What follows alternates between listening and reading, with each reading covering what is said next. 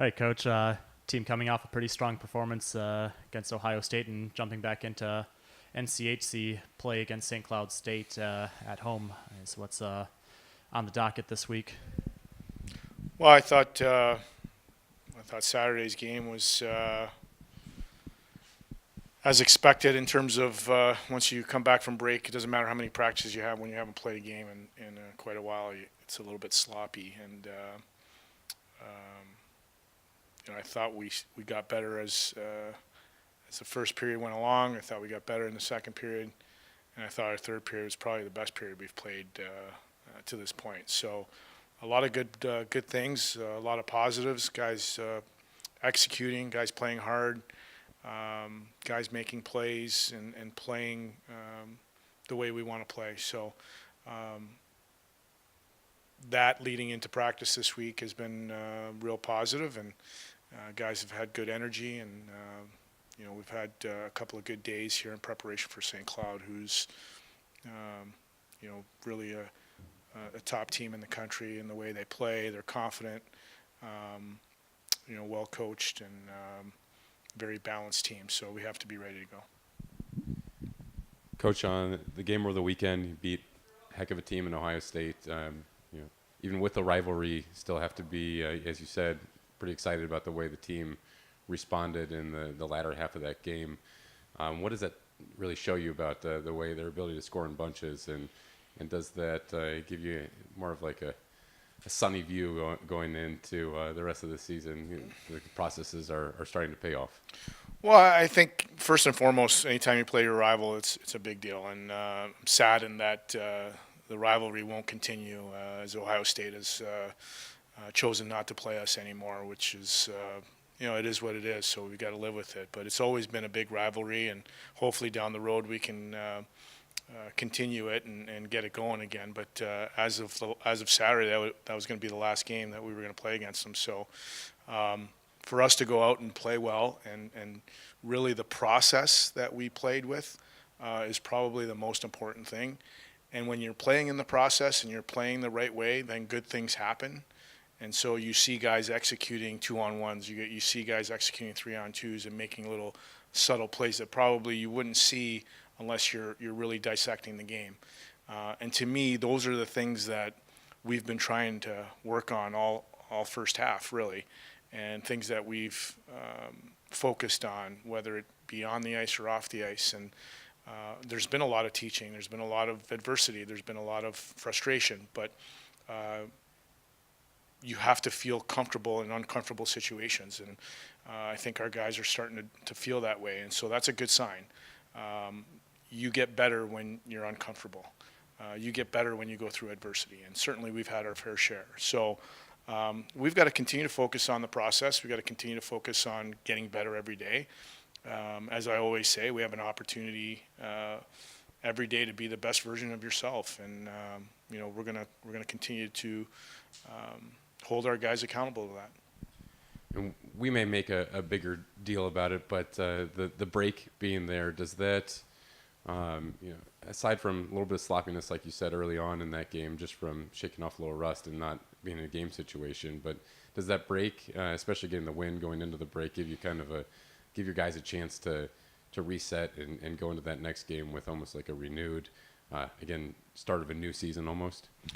I think so. I mean, everybody's doing it, so it's not like you're the only team that, maybe there's a handful of teams that play a couple of games after everybody and before everybody, but everybody takes a little bit of time off. You have to. It's a long season. The fact that we were able to beat CC and then go into the break and then get everybody healthy. When we came back after Christmas, is the first practice we've had with everybody on the ice since the first week of the season. And that means a lot because you're doing things that, at a higher pace because you can practice that way. When you have guys in the stands and guys hurt, you have to modify practice. You can't play with the pace you want to play, and you can't prepare as well as you want to prepare just because of the numbers. So it was a good break for us in terms of getting everybody back, get a mental fresh start to the new year, and still having learned lessons the first half and remember those lessons. We've had some real good off-ice sessions here without having class here till the end of January. It gives us an opportunity to really just focus on hockey and focus on getting better. Looking to this weekend with St. Cloud, a really good team, but a team that's really in striking distance in the NCHC standings. They're sitting at 13 points and you guys at 7. I think that at one point during the season, maybe hearing a little bit of negativity, but with the opportunity to climb up quite a bit in the standings this weekend, what does that mean to the team? Well, I didn't even know that. Again, our focus is not looking at the standings or anything like that. Our focus is to try to play our best hockey, and that's what we're going to try to do. We know how good St. Cloud is. They're a top 15 team for a reason, and we have to play well. We have to prepare well, and that's making sure that we take care of the details throughout the week or through the week to make sure that we're ready to go. Whatever happens. We've got to continue to, move forward, and that's what we're going to do.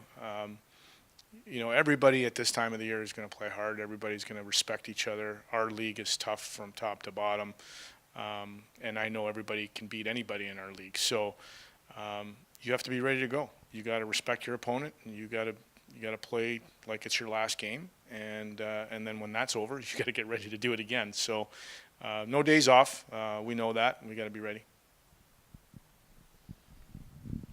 Coach, you're obviously geared towards monitoring the process within the games. These last couple of games, obviously, winning helps that. But are you seeing more extended periods of time, or the process is good for longer periods of time, and seeing just whatever line and whatever pairing it is on the ice starting to put together some more consistent shifts as things kind of ratchet up a notch for the second half? Oh, absolutely. I think when the process is good for a consistent amount of time, your outcomes are going to be there. So, not always.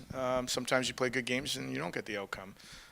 Sometimes you play bad games and you do get an outcome. But for our sake, the last few games, the last 3 games, I would say that our process has been very good, more consistent.